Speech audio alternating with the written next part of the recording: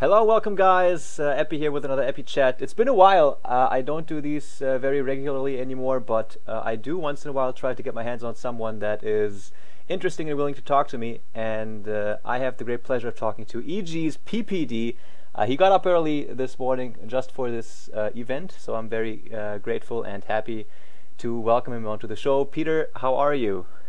Oh, what an honor, man. Thanks. I used to listen to these casts like back when I wasn't even playing Dota, or these podcast kind of things, and saw some pretty cool ones with like Puppy and Kuroki, like especially my favorites. So I appreciate you having me on, and I hope I can do a good job. Awesome, dude. That is so nice to hear.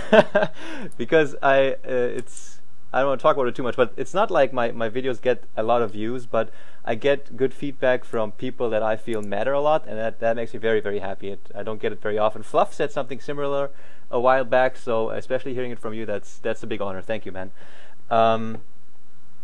It's 10 o'clock over where you're at, and you'll probably have a very regular schedule by now to try and live, I guess, healthily and training as much as possible. Have you breakfast yet, or did you just get up? I just got up. It's 10 o'clock is usually earlier than I usually wake up. We usually don't scrim until like noon because that's 9 a.m. for the West Coast guys, which is already super early. So. Do you know what you're gonna have for breakfast yet?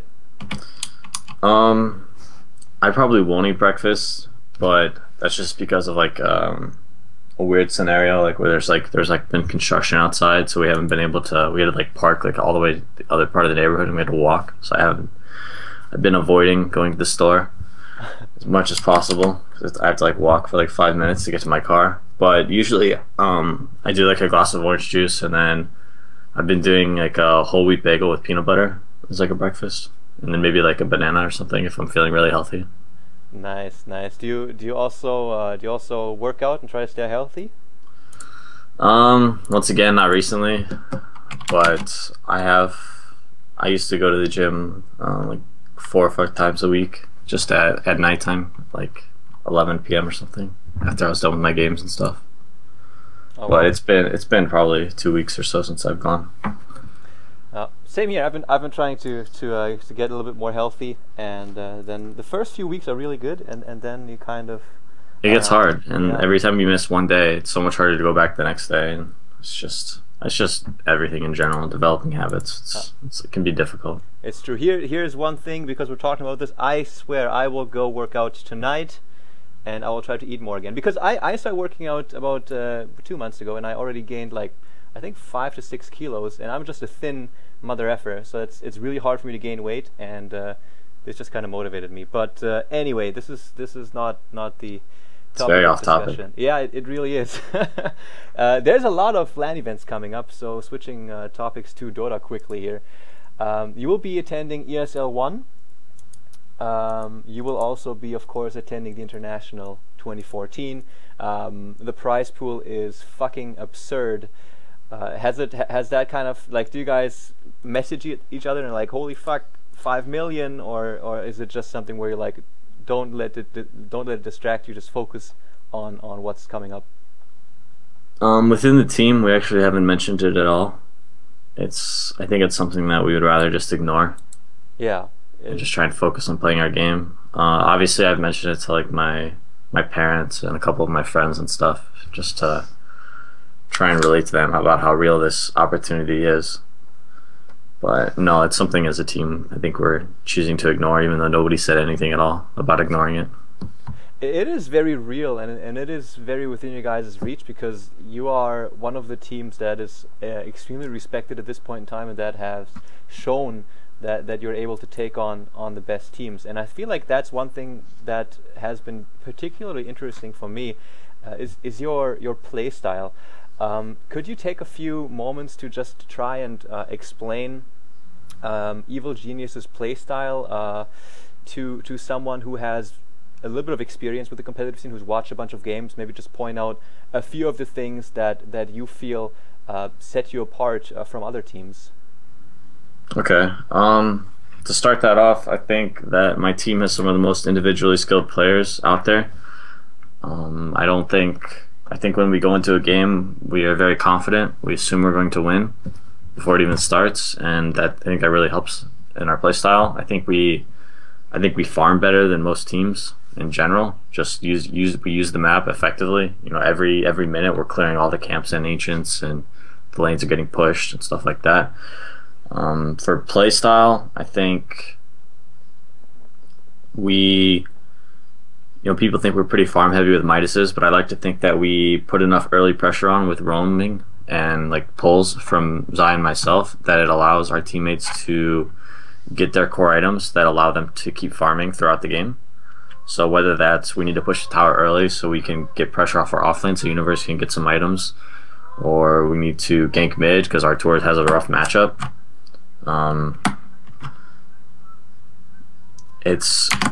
We're very good about pushing our advantage. Like, we don't sit around and let the other team get back in the game. We don't let the game go longer than it needs to go. We are very capable as players to trust ourselves to know when this game or when our advantage is there and how to use it. So in general, I think we play a very punishing game style where if our opponents make a mistake, we're very good about capitalizing on it. Is it also in such a way that, like you just mentioned, for example, if your mid is having issues, I feel like Navi, just to take an example, is one squad where, for example, Puppy would go out of his way a lot to make sure Dendi is having an easier time in mid and try to help him out there a bunch. It's been that way for a very long time, at least. That's my impression. Do you guys switch your focus continuously away from mid because you have most of the time your number one position sitting there as well with a different kind of focus on the game, or do you try to apply pressure on spots where you see them occurring naturally as the game progresses, or do you try to create the openings that you need, if that makes sense?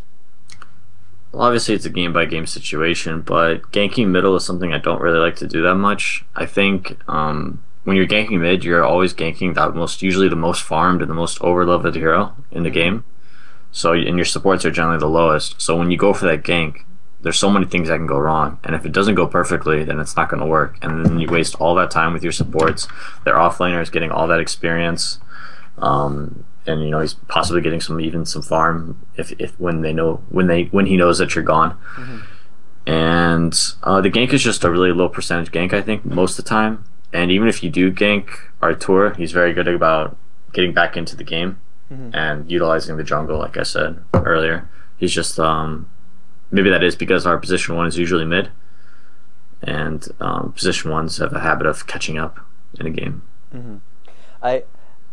What I find interesting is that you said you guys are extremely confident in your individual skill and being able to beat others. I got to be very honest. Like, your team came into being like right after I decided to kind of take a step back from actively commentating and stuff like that. So I wasn't following the scene extremely closely back then. But the only guys I knew on EG then were Fear, Universe, and Arteezy, as he was just kind of coming up. So Zai and you are the two guys that, if I got that information correctly, switched over from Han a while back and are now doing the support work. Do you feel like your guys' support level is higher than most other teams? Like, do you guys do something in particular that sets you apart? Well, Zai's he hasn't been a support player. This is the first time in his gaming career, whether it's Han or Dota, that he's been forced to play support. Okay. So it's a little different for him. I've been playing support basically since I started playing competitive, and so I have a lot of experience. Even though I've only been playing Dota for like 10 months or something, I think that the games are like incredibly similar. So that the skills are the same, and I think we just have like we have a really strong sense of knowing what to do, which I think a lot of teams struggle with. So it's either I'm very confident just sitting back and farming and letting Zai farm up before and get sometimes if we're having a rough game and our tour's not winning his lane, Universe is feeding, Mason or Fear is on like a hero where you can't really do that much.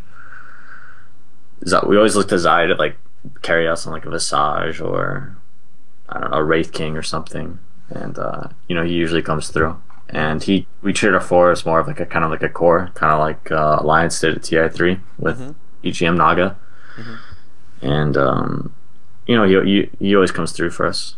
And I think as for the skill difference level, I don't think we're that much better than other people. I just think we know what we need to do and when we need to do it much better than other people.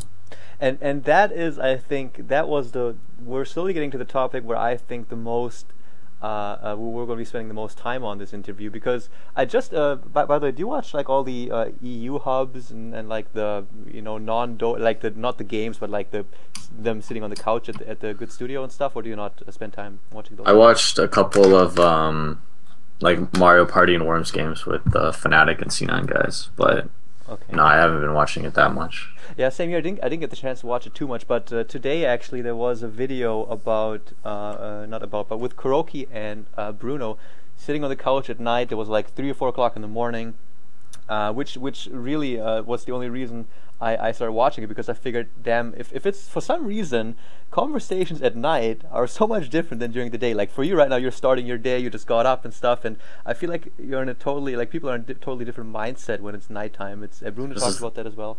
The sun's down. Sorry? The sun is down. Yeah, the sun is down. Let the dirty secrets come out. I guess it's interesting, and they were talking about I feel like, have you had a chance to meet? Have you talked with Kuroki yet? Have you met him? Honestly, I've only been to a couple lands, and you know, I saw the Navi guys at Starlighter, and I've been the biggest fan since forever, but it's kind of you know, I'm relatively a new guy on the scene, so I don't really know anyone personally, so it was kind of difficult for me to open up and connect with other people, and especially because you're so busy at lands, like it's hard to just sit down and have a conversation with someone out of the blue where it's not about Dota. Man. Even if it is about Dota, it's like, what do you want to say? Because you know, you might be playing this guy for, you know, hundreds or thousands of dollars or whatever coming up, so it's like you want to keep everything to yourself.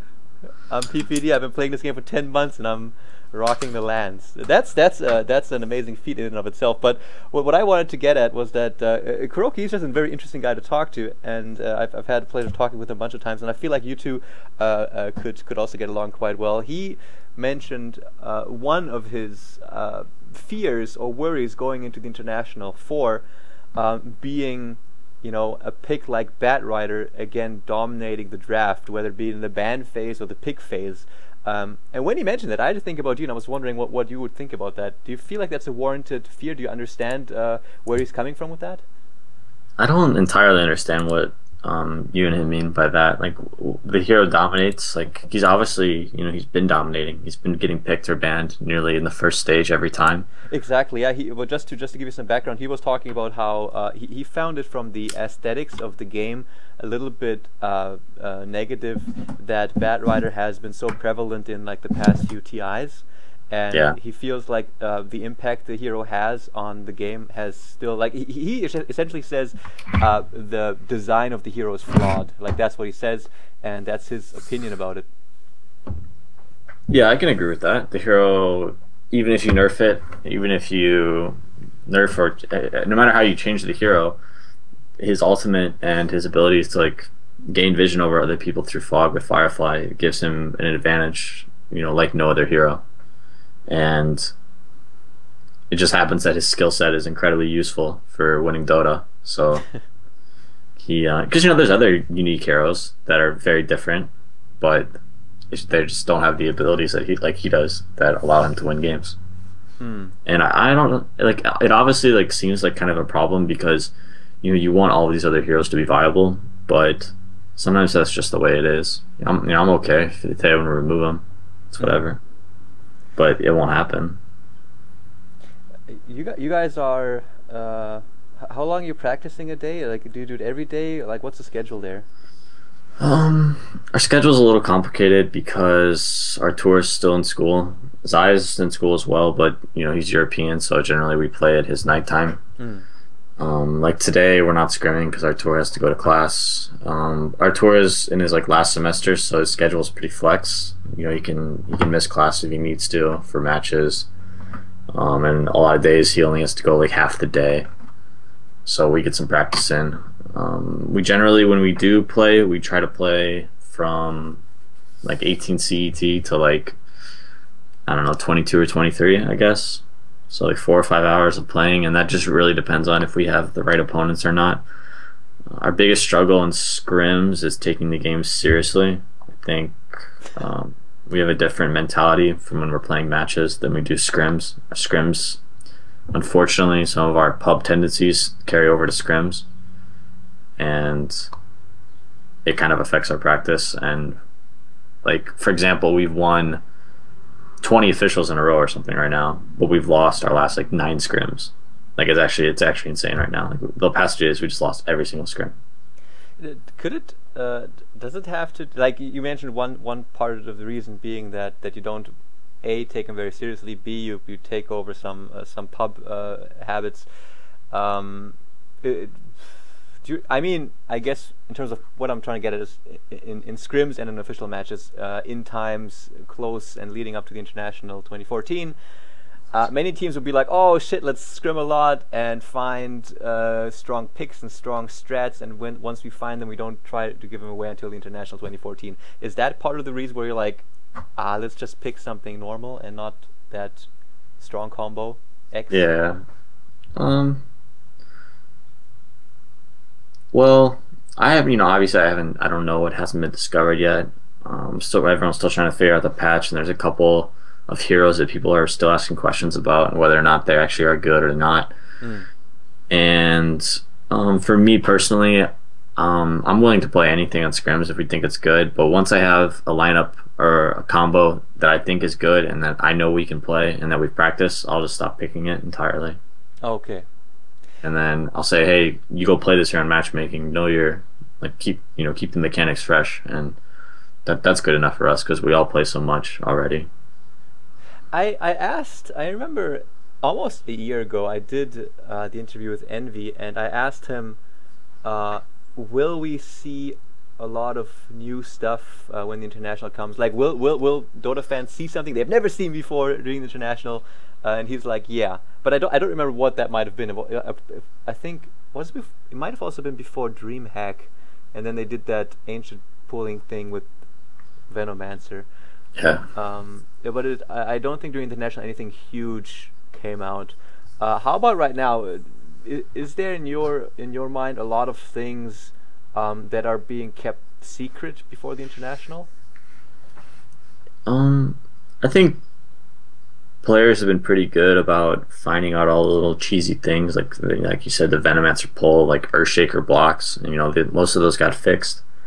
There might be a couple of other things still with Earthshaker and possibly some other heroes. Like Rubik can still pull the hard camp, which is kind of different. Well, when Envy talks about seeing something different at TI, I think it will depend entirely on the teams. I think you'll have some teams that will pick the same things the whole tournament and will do well with what they know. And then you'll have teams like C9 and maybe Navi or DK or someone that'll just get really creative and outside the box and really stretch the limits of the laning phase and what heroes they can abuse. So we'll have to. I think we'll see some different things, but I don't think we'll see anything like, holy crap, what was that?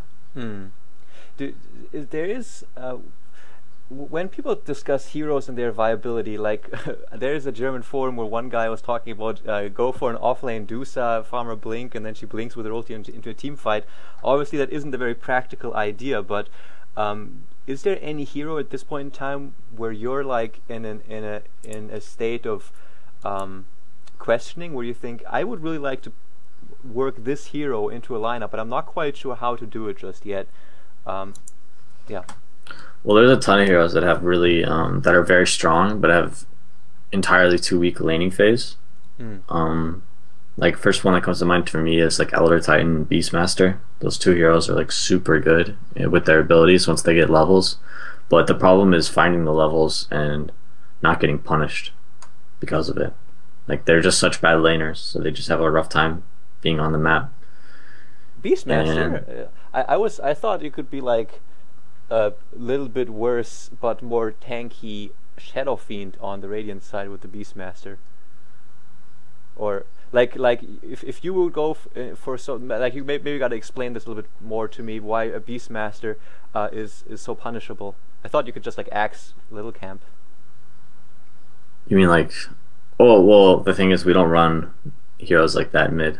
Okay, it's We could. structurally impossible. We could, yeah. And, you know, Beastmaster is a fine mid, I think. He's still weak, like he still loses most lanes, but you know, obviously mid he doesn't get punished as much, but that's Artur's lane, and Artur doesn't play heroes like that. Okay, gotcha. What about I got the hero list open here right now, and some heroes that I'm very interested in is how do you think Brood will fare? Is she a piece of junk? Well, she's not in captain modes yet. That's true. That's true. And But yeah. yeah, I don't know if they're adding heroes into the pool before TI. I was kind of curious if Legion Commander is going to make it in, and maybe Brood as well. Yeah, I guess if Brood makes it, then yeah, I guess Brood might not even make it for the international. What's another hero? I feel like we see Wraith King a bunch nowadays. People like to blink into fights and have him die and then try to clean up afterwards. How do you like the guy? Well, originally I started off, Zaya was asking me to pick this hero for him, and I said, no, that hero's awful, because, you know, in general, Skelly King was a pretty bad hero in the meta for a while. And eventually, you know, we just playing some tier 2 team or something, and we picked it up, and I was like, hey, it actually wasn't that bad. That aura was pretty good, because, you know, I think at the time we did it with like OD, so it actually worked with the orbs as well. I mean, I don't think you don't get the lifesteal from the pure damage, but you get from his auto attack. You still lifesteal, which is kind of cool. And you know, it started working a lot, and so we just started picking it every match that we thought it was good. And you know, I don't think we've lost with it yet. So and then now everyone else is doing it as well. People learned. Even China's doing it. Yeah, that's. I mean, the second international was wait, I gotta get my history straight. The third international was dominated by Alliance, the second by the Chinese. Going into the fourth, I mean, I haven't watched any of the like Eastern qualifiers. It just doesn't interest me. But obviously DK is a fucking juggernaut right now. You guys are extremely powerful. Do you scrim with DK a bunch? Do you get a chance to, you know, keep tabs on how they're developing and how they're playing? Well, you can't scrim against China. Like, Okay. the ping is too much of a problem. But we are going to you mentioned ESL and TI, but we're also going to DreamHack and the Summit. Yes. And we're actually gonna go to the Summit a day or two early and try and boot camp some scrims against DK. Okay. So we get some practice against some Chinese teams.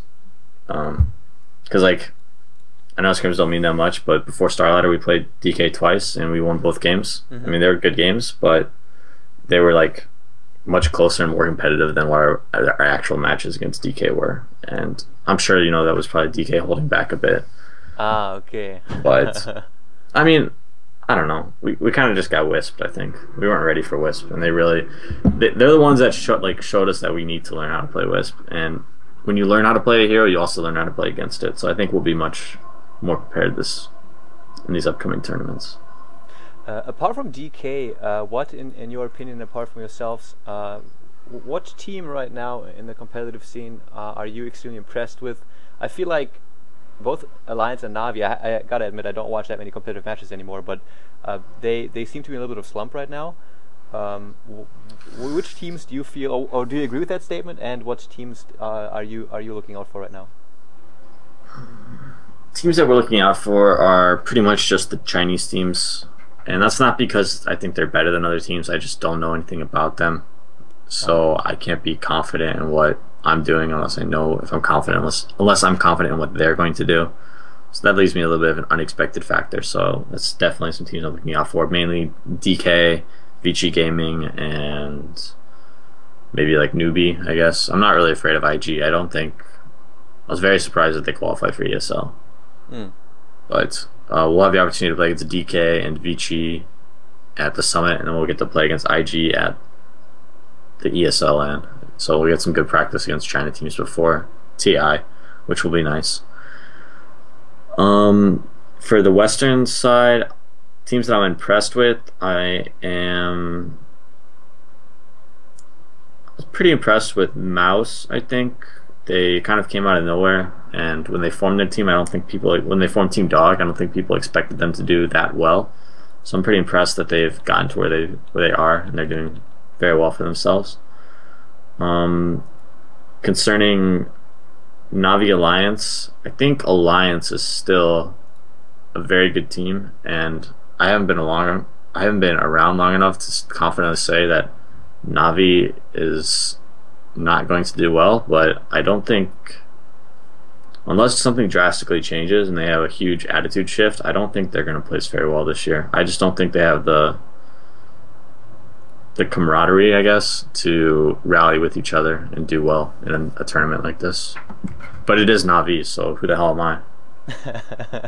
It's a very good point. I mean, Kuro has told me this several times as well, that they slack off too much, and if there's a price tag like this hanging above your head and it's like within reach, then and if that does motivate them to get their act together and start training, who knows, maybe they're boot camping like crazy, or they have some plans for it, but certainly doesn't seem like they're as motivated as, for example, your guys' team right now. But speaking of camaraderie, how what I always find extremely interesting is like the internal mechanics, I guess, between the players, between the personalities, because that's one thing that I noticed when I looked at the roster of EG, because I didn't know you, I didn't know Zai very much, and I thought like, alright, Fear is a player that I've never been like super interested in, and Universe was just this really strong offlaner, but I had no idea like what his personality and stuff, and I knew that Arteezy was just a very outspoken kind of extroverted guy, at least sometimes. How do you guys get along, and like what is your role in the team? Like, do you have to motivate your squad a lot to scrim and stuff? I think we're all pretty motivated in terms of getting games in and playing. I think, like I said before, we lack motivation to take games that seriously, and when you lose scrims for no reason and you lose one games, people get frustrated. And you know, of course, we have the young guns with Zai and Arteezy, who are very immature at times, but they're also very mature for their age, I think, when things get serious. And then Universe is pretty laid back, but he does take it seriously and get upset when other people aren't taking it, which I think is good. And then my role in the team is kind of to moderate all of it and keep people focused. Like it's my job to make sure that people don't just push a lane until they die for no reason, or like, even though that's something that people should be doing themselves, when they slip up and forget, I think it's very important for me to have their back and, you know, help them get refocused on the game. Do you one thing that I also found interesting in the interview with Kuroki was that he said, at least in a team like Navi, he feels like leadership in-game is extremely important, but in an ideal scenario, he feels like each player should have such a high skill level that everybody just knows by reading the game what they have to do. Does EG work that way when you like take clashes and you're not sure which hero to focus, or is it very strict? Well, not very strict, but is there always your calls making the decisions? I have the final say, obviously, because I'm the captain, but it's pretty much a team thing. Universe and ITZ talk a lot, whereas Zai and Fear Mason are generally pretty quiet. Fear talks a lot. Mason, not so much, which is fine. And let's see. So can you repeat what the question was? I kind of got sidetracked. Yeah, no problem, man. Kuro was mentioning how. Oh, okay, yeah. The team's like knowing what to do. Yes. Because I feel it's interesting, because it kind of, if it's in that way that Kuro says, then it completely eradicates all the time wasted on making a decision, you know? I feel like that's one thing. Of course. And you would love for everyone to be on the same page like that, but in an ideal world, in game, it would work, but it doesn't, because there's so many different ways to play Dota, and like that's like a perfect situation. Like he explains, like you would love for that to happen, and that way you wouldn't have that 2-second delay on making a decision or something like that. But it's so unrealistic to expect all of your teammates to play with such synergy, and especially when like the pressure comes on and games get serious and there's a bunch of money on the line and people are. I mean, when you're playing Dota, you forget about all those things, but you just want to. I really think you have to communicate well and make good decisions as a team, and you can't just depend on people knowing what to do, because people are just going to have different opinions, and then when you have different opinions and someone disagrees with something else and you're not on the same page, then people get mad and they argue, and that distracts you from your game, and it just puts people on tilt, and it's just not the best way to go about it. Are you guys good at not like arguing, and if there's disagreements in the game to delay it, to discuss it at a later point in time, or does this type of conflict occur very very rarely anyway? Well, there's obviously conflict. I think it's good to have conflict. I think it's important for a functional team to do well. I think there needs to be that kind of conflict and disagreement every once in a while. Yeah. You gotta bring yourself back down to reality and question, hey, is this good, or hey, is this not good? That being said, we do have some conflicts from time to time, and that's generally me just bitching at them to start playing smart, like I know they should. But we're very good about shelving it till after the game. It usually only takes one person to say, hey, forget about it, and then it's done, just like that. So I think that's goes to show the maturity of our team, even though some people may think that we have some very immature characters, which we definitely do on like an outbound perspective, I suppose. So, but when like someone says, "All right, let it go," and then you guys drop it, do you still have the feeling that the reason that you're upset, or the reason you're telling them something, has been accepted, and heeded upon? Like I feel like, for example, I mean, I play with a team for a joint Dota league right now, and it's obviously not nearly comparable, but there's sometimes stuff that happens and I get pissed off, and I'm like, dude, you should not, I don't know, in a tri-lane stand, positioning is very important, so you should do that. And if I get the feeling that the person isn't listening, like he just doesn't want to accept the logic that I'm offering him, then like I can drop the topic then, but I will still be pissed off. Like, is it, or is it in a way that you guys are just so you've played together for a long enough period of time that you can just be like, fuck it? No, I definitely think there is some resentment that stays until the end of the game, which may put people on tilt. But I think we only do that in scrims because we're trying to learn, and even though that is a very bad habit to get into, is holding that resentment during a game.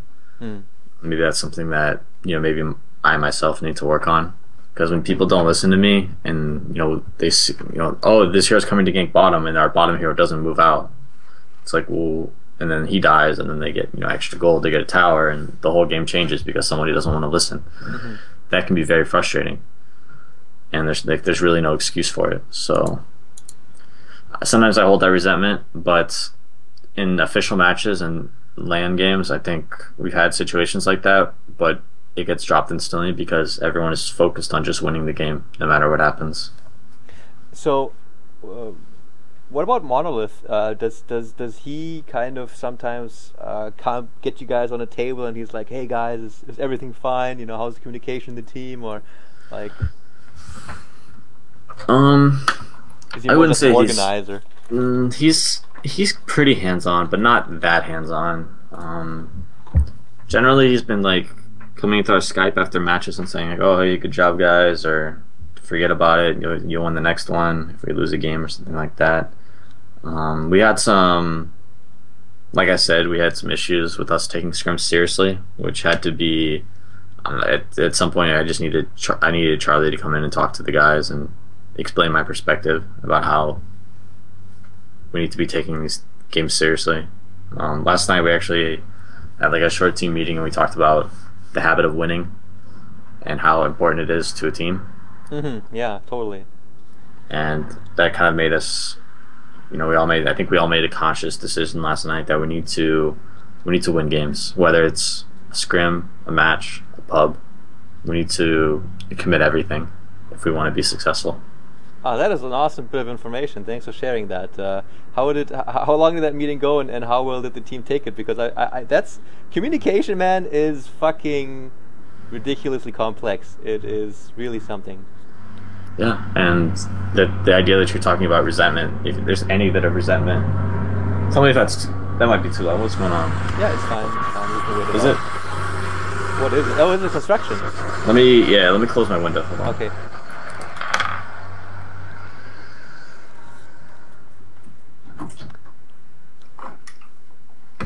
Okay, I'm back. It was driving down the street, so I'm sure it's gone now.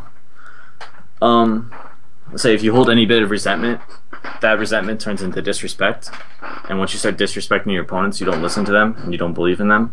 Teammates? Or once you disrespecting your teammates, yeah, then you stop believing in them, and that just, Dota is a game played on trust. It's like, hey, if I go in, you're gonna go in. Yeah. So it's something like that. The meeting last night was. We held the meeting to we were just watching the China qualifier games late at night, so we were just kind of hanging out and we were talking about just some heroes that we wanted to try out and heroes that we thought might be good, and we kind of talked about like what other teams might be doing. We're starting to get into like preparation mode for the summit, so we like to figure out we just want to be confident in what we're doing, and that way we don't get tripped up when it's time to practice or time for our games. And did that go well? Yeah, it did go well. I think I was very pleased to see that everyone was so motivated to succeed. Sometimes it can be refreshing to know that you have 4 other guys behind you that want to win as much as you do. Yeah, totally.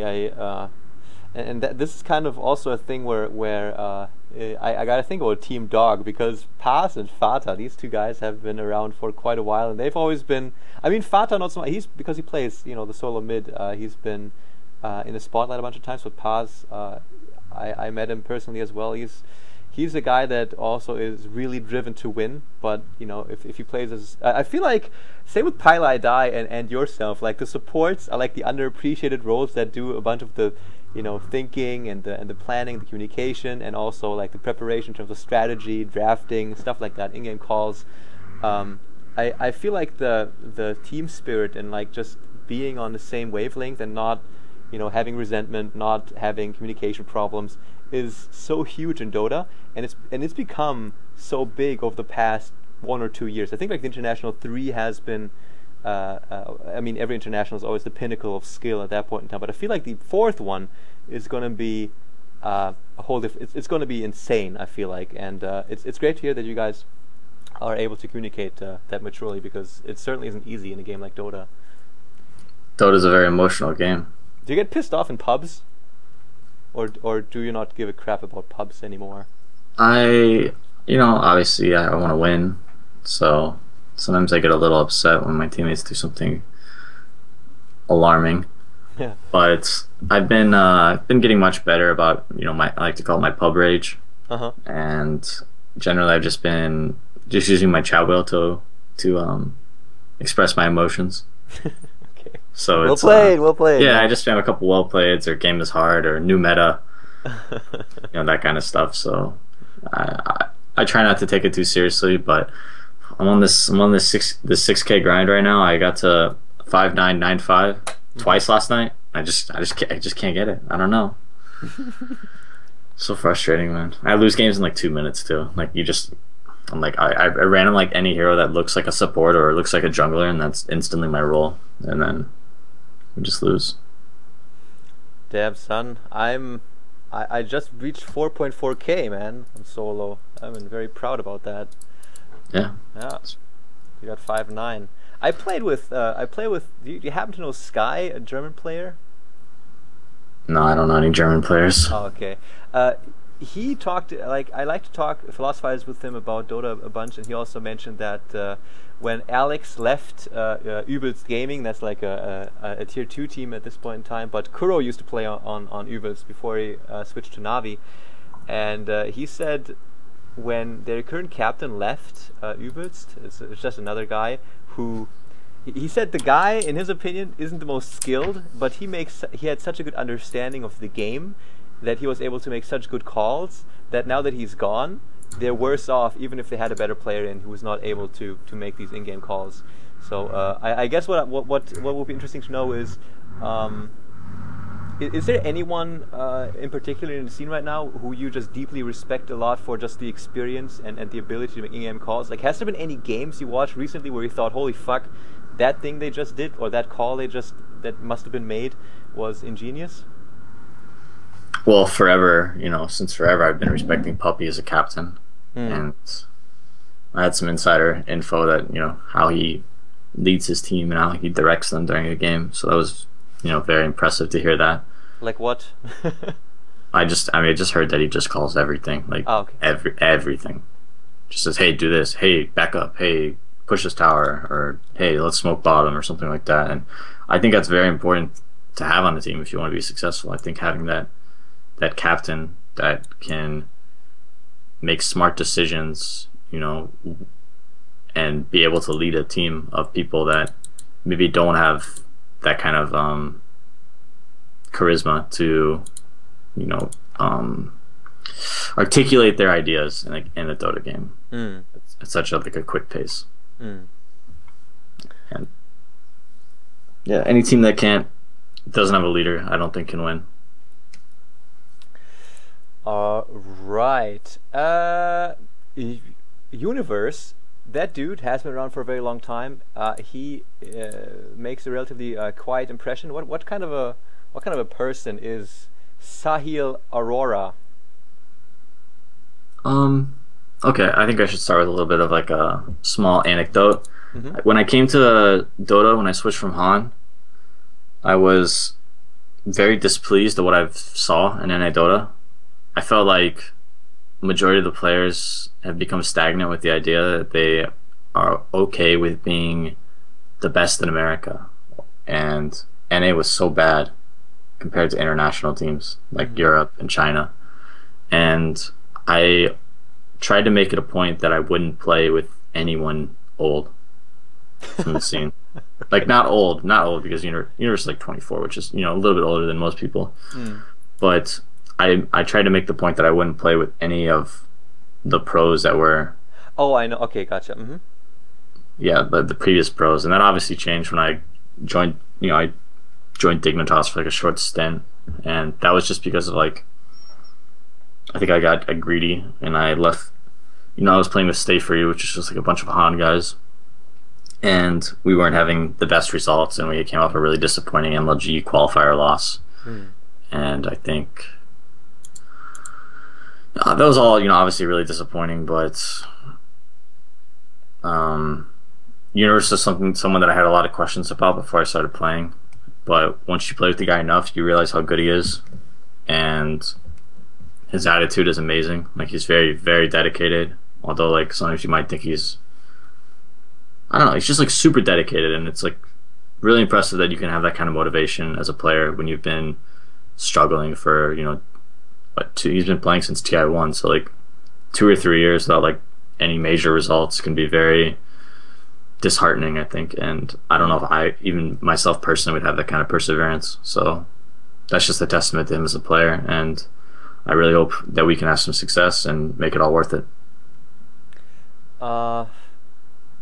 He's been, I guess, one of the quote unquote older players when you started playing with him. But another guy would obviously be Fear, a player that's been around for ages, and also the same thing would apply to him, I guess. Not having major results. Exactly. Yeah. Yeah, it can be. I can't even imagine like what they have to go through as to stay committed as players, and I think that's partly because like EG just backs up their players so well, and it allows them to continue to strive at their goals regardless of how they place. Does Fear, just one thing that would interest me, does Fear have the tendency to become bitter faster due to the fact that he is so hungry for major results? Well, obviously we haven't played with Fear in a while, but I think he was very good about tossing the reins of captain over to me and taking a step back into the carry role. I think he did it very, very well, very admirably. And he doesn't really get bitter. He's actually a very positive player, which is probably why he's been able to stay in the scene without major results for so long. And yeah, he's just a great player and a even better teammate. Ludwig Wahlberg. I don't know how to pronounce the A with the thing over it properly, but first thing that I noticed was he's got a crazy haircut, and he seems like he looked really young as well. Is he 16? Holy shit, 16! I didn't even know that. I thought it was like 18 maybe, but that's super young. Yeah, it is. Is he? Wow. Okay, let's talk about Ludwig, the little guy. Is he a problem sometimes? Does he get too ragey or too into it, or is he just a calm learner who says, "Teach me the ways of Dota, I will listen"? He's I wouldn't say he's willing to learn that much. He's very confident in his abilities, and I think his biggest flaw is his. I don't know if we call it that. What I like to call it the EGM syndrome, where you play unserious games and you just throw. Like if you ever scrim against Alliance on US East, EGM just looks like the worst player ever. Is it like that? Yeah, he just throws the games on purpose. I don't even know. He just says like if it's a question of going in or going back, he's going in. Like and sometimes I gets like that, but he's been able to just like EGM, him and Zai, I think they're very similar in like terms of play style and attitude. I guess they both watch anime, so that was fuck. You just stole my question. Okay. Yeah. Sorry. But I've been playing with Zai since Han, or at least I've been playing around him, whether it's with or against him. And we kind of came into Dota together as like buddies, so I'm actually really happy that we've both been able to join EG and have some success. And yeah, I wish I was that young, man. Or I guess not that young, because if I was in the US I couldn't play, but it must be exciting to be only 16 years old and be at a team going to TI. Just imagine like your future and how long you have to play this great game of Dota.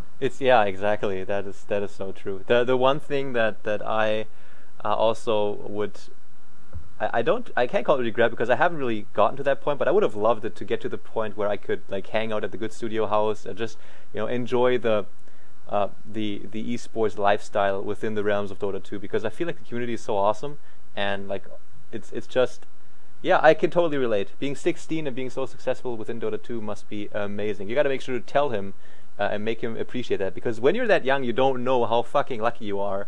Yeah, you really don't. And everybody tells you, it's like, oh, be fucking grateful, and then you're like, yeah, whatever. And then, like, I'm 24, and then one day you start thinking, holy shit, time passes extremely quickly, and you get older.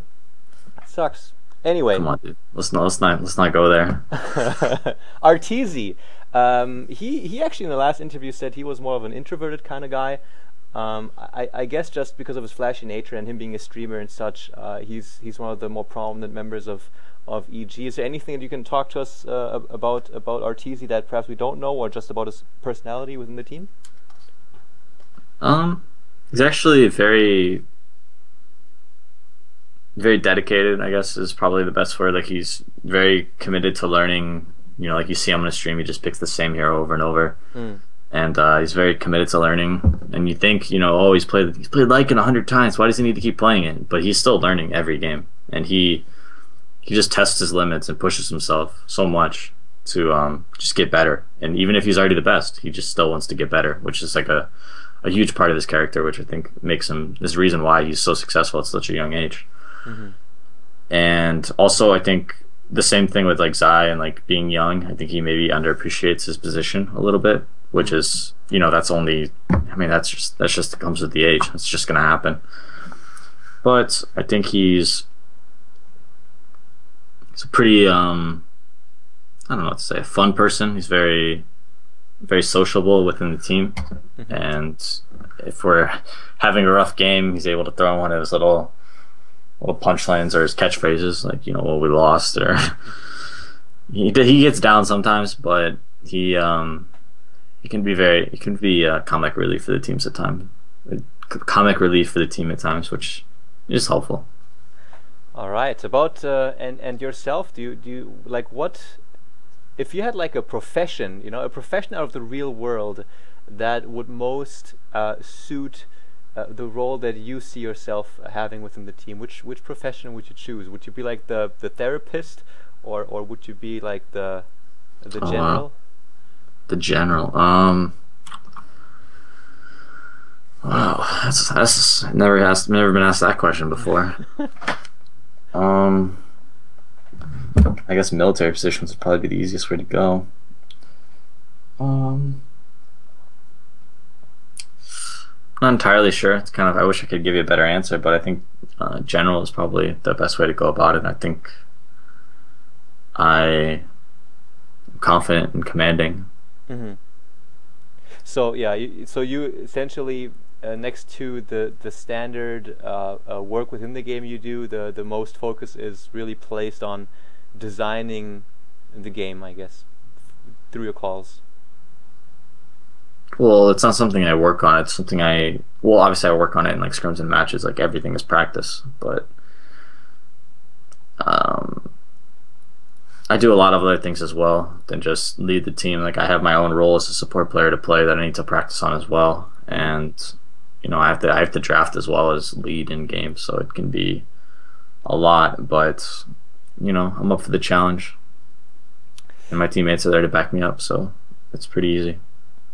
All right, I would like to go over hobbies that the Dota community might not know about you guys just yet. To say, what do you do besides Dota? I mean, obviously you don't have a lot of time. You don't get to work out or go shopping because you have to walk 5 minutes to your car. What do you do next to Dota? Okay, so the past month or two, I actually, really, it's been almost nothing. Like, it's when it's this close to TI and the big tournaments, like, you have all these qualifiers to play, like, your focus has to be 100% on Dota if you want to be successful. Like, working out and eating well is good, and you can do that along with, but in terms of having like a social life and doing other things, it can be pretty difficult. I used to go out a lot at night, not to just to bars with like a couple of my buddies, and we just kind of eat dinner and drink a little bit, and just kind of shoot the shit, mess around, and that was fun. But I haven't done that in a while because I've just been too busy. I used to, let's see, what else did I do? I used to play like indoor soccer. It's kind of like a release. It's kind of nice. It's kind of fun. And during the winter, I go snowboarding a bit. What else? What kind of music do you listen to?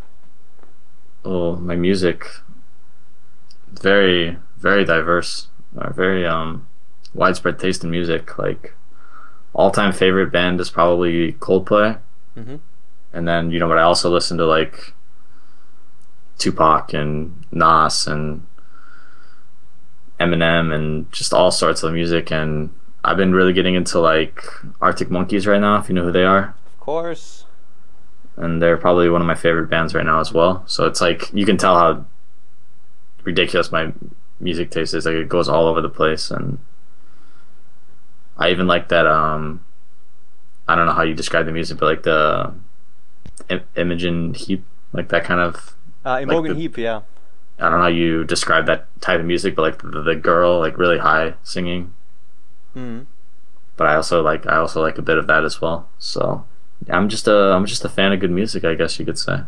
Yeah, that's the right taste in music to have. But you were going to say you were watching something in the last little while as well. Oh, I'm watching House right now on Netflix. Ah, okay. Netflix, I hear so much about it. We don't have it here, which really... It's unfortunate. I guess it really ought to be. Zai watches anime. Do you watch anime? No, I do not. Not at all? Never have. Holy crap. All right. What about...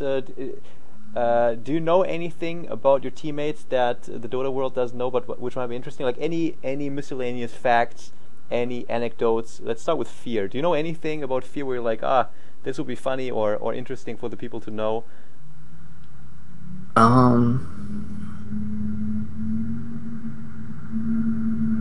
Fear's been around forever, man. Everyone knows everything about him. I guess. All right, let's move on to maybe Universe. Does he have any crazy hobbies? Like, does he play the violin or something? I could imagine him playing the violin.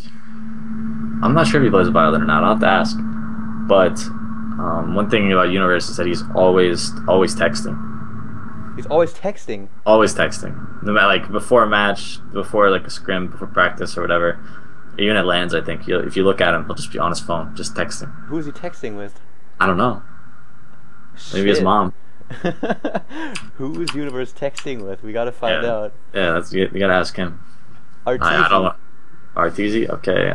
He's from Canada, so where is it? Was it Vancouver? Yeah, he's from like British Columbia, Vancouver. Damn. Interesting fact about Arteezy. He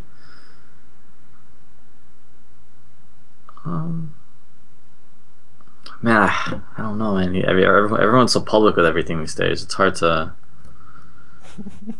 What are the private things about Arteezy? I don't know. I can't say it. Okay. There's obviously there's some things I know that I just can't say. So. Shit, man. Just know that they're there. So just use your imagination, viewers. Okay. Anything else about Zai? Zai's sister plays the flute, I believe. Oh, flute. I think, like, at least in Europe, everybody has to learn the flute when they're young. Like, Yeah, so sometimes we have some nice music for us while we're scrimming. Oh. In the background. Nice. That's interesting. Yes. Oh, is that your sister's playing again, huh? Tell her we like the music. Tell her to shut the fuck up! Okay, you already mentioned in pubs that you like to use a chat wheel, but if there's one thing that you could get out as a PSA to people that always do the same bullshit in pubs, what would that be? Like, what does piss you off especially in public games? Oh, man. I had a Clockwork the other day. I delivered a poor man's show to him when he was standing next to the side shop. And it was a walking courier. It was like 2 minutes. So that was a little too insane for me. Like, I can't say that that's something that happens every game, but I think people need to stop using the courier before the mid player gets his bottle. I think that's a huge thing that happens for some reason. I thought people were past that. And just because a hero can jungle doesn't mean it should.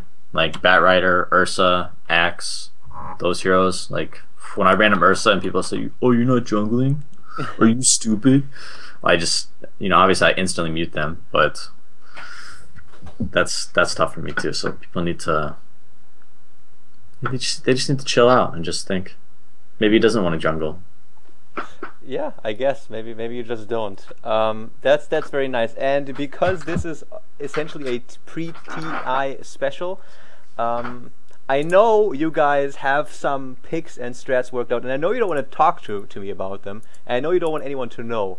But if we had like a rank list or a classifying system for secrets in the Dota 2 scene, then there's obviously like the top secrets that nobody is supposed to know, and maybe there's like a secret out there or several where you're like, all right, this is essentially a secret because not many people know about it, but you know that most people that will be attending the international know this secret as well, and that is why it will be okay for you to share it with me. Does anything like that exist?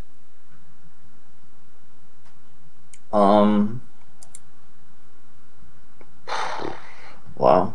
It's like you're asking me if there's any secrets that aren't secret that I know about. Yes. That maybe where people like me and other people that love Dota will be like, holy shit, that mechanic exploit or whatever you're about to tell me is very interesting, and I'm glad that Epi asked this question. I think we might see some Meepo at TI. Really? Does that work? Yes, as a support or what? I'm not sure. Oh. I think people are still in experimentation right now. Because Meepo in and of his own right is a can be solid, or because there's some awesome combos. I think he might be overpowered. I'm not sure. If he gets through laning phase, I really think he might be one of the best heroes in the game. Like he gets so over leveled so quickly. Like he gets level 20, everyone else is like 13 or 14. It's pretty ridiculous. So are you saying we might see some Meepo, or are you saying? No, I'm saying we will see some Meepo. Okay. But I'm not sure what teams are going to do it, and I'm not sure how good it is. But I think the hero has potential. So we'll see if anyone is willing to make it work. All right, awesome. That's very nice. Okay, I'm going to wrap this up here quickly because we've been at it for about an hour, which is a nice time. So I do want to thank you very, very much for coming on, getting up early and taking the time. It's been a pleasure having you. Is there anything that you feel needs to be said still? Any shout outs? Like is anything in particular you still want to get out?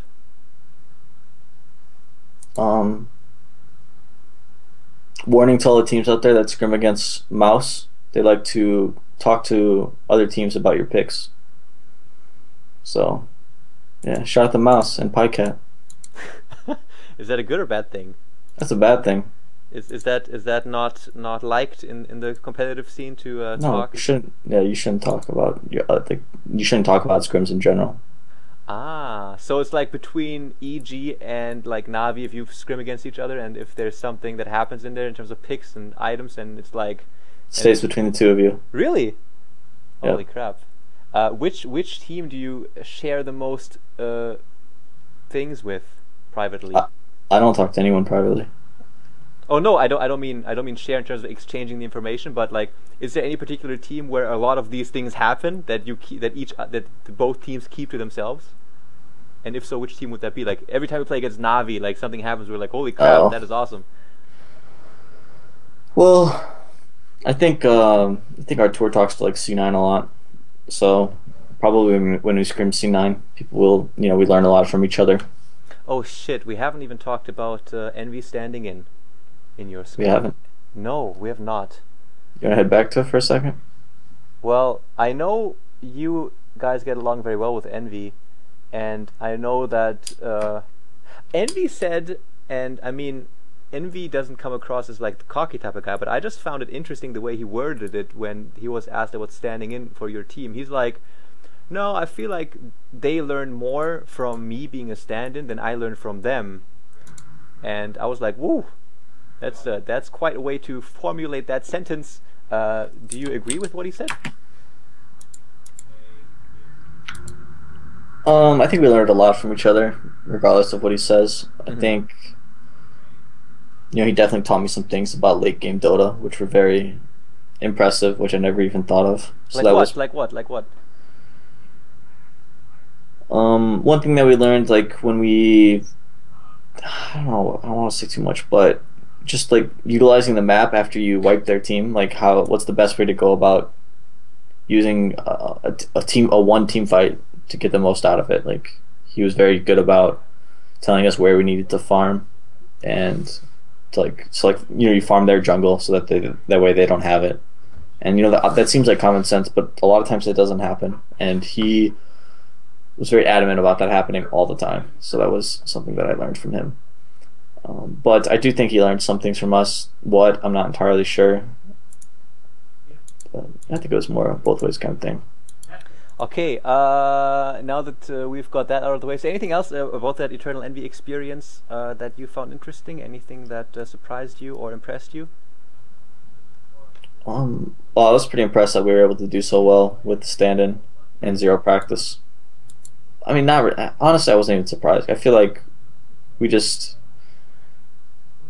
better than all the other teams at that moment. Yeah, and you guys, that was definitely the impression that. And we shouldn't have lost to Empire, and it actually makes me sick to think about every time. Like I can't even force myself to watch the replay. That game 3 was so painful.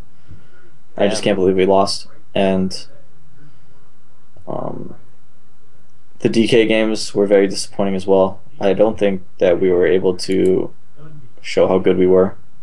And obviously props to DK. They abused us with the Wisp. We didn't see it coming, so we kind of knew that they had like Wisp tendencies, but we thought we could handle it, and we could not handle it. So, yeah, props to them for that.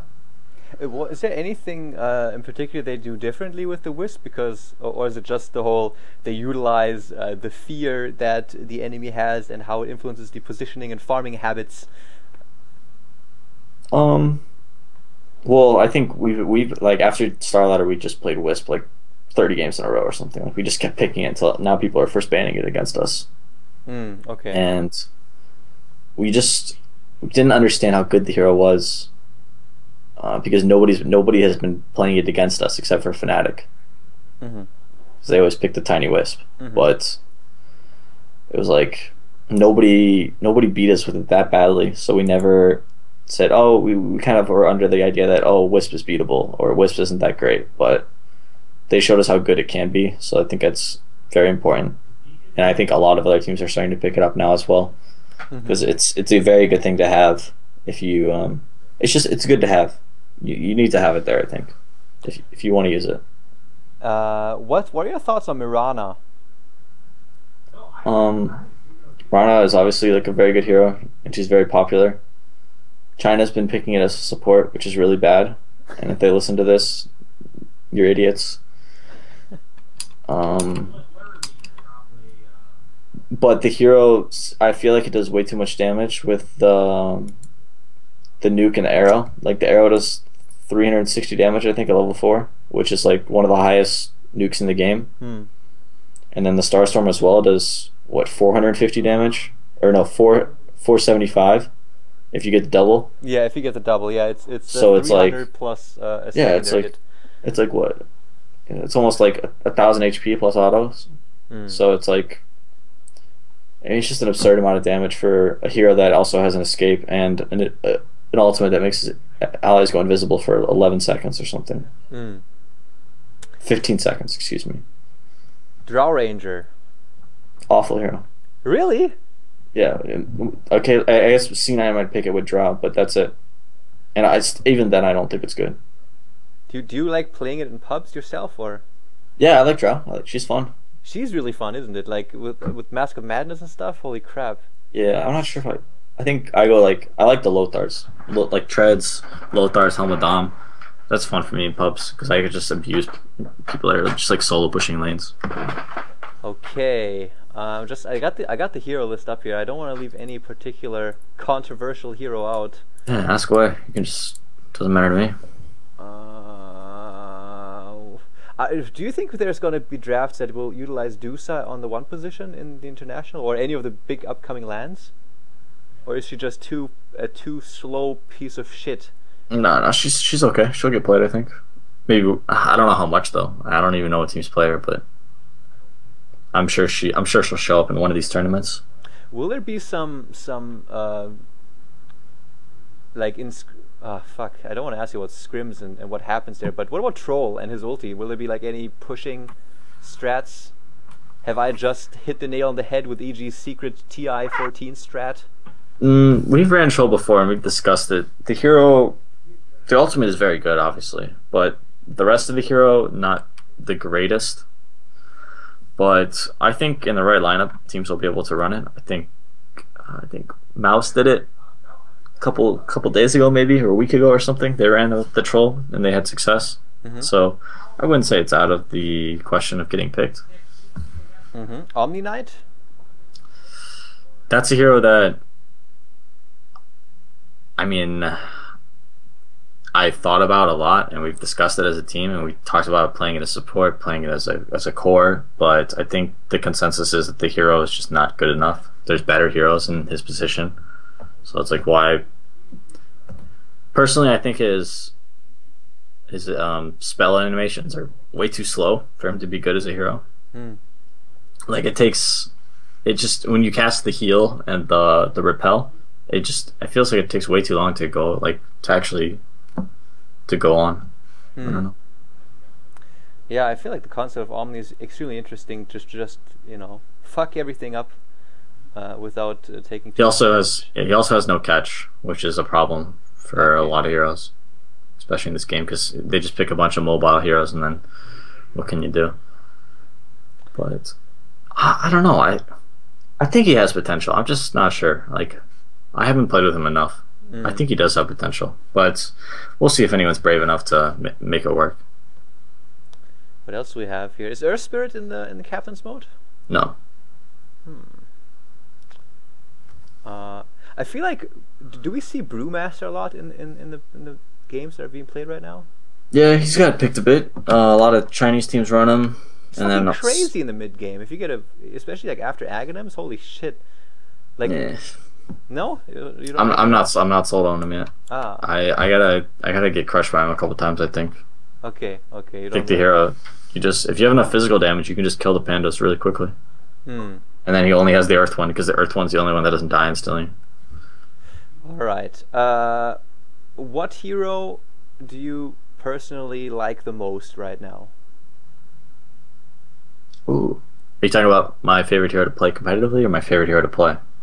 If it's different heroes, then you can give two answers. Sure. Let's see. For competitive, I enjoy playing Earthshaker. I think it's really fun. I also like playing maybe Jakiro. It's pretty fun for me. So that's in a competitive environment? Yeah, those are competitive. In pubs, I like to play. Well, I random every game, so it's difficult for me to say or difficult for me to oh, I'm gonna pick this hero because I want to do well. But I always random. But I really like playing. I really enjoy when I random Nyax, or who's the other one I like playing?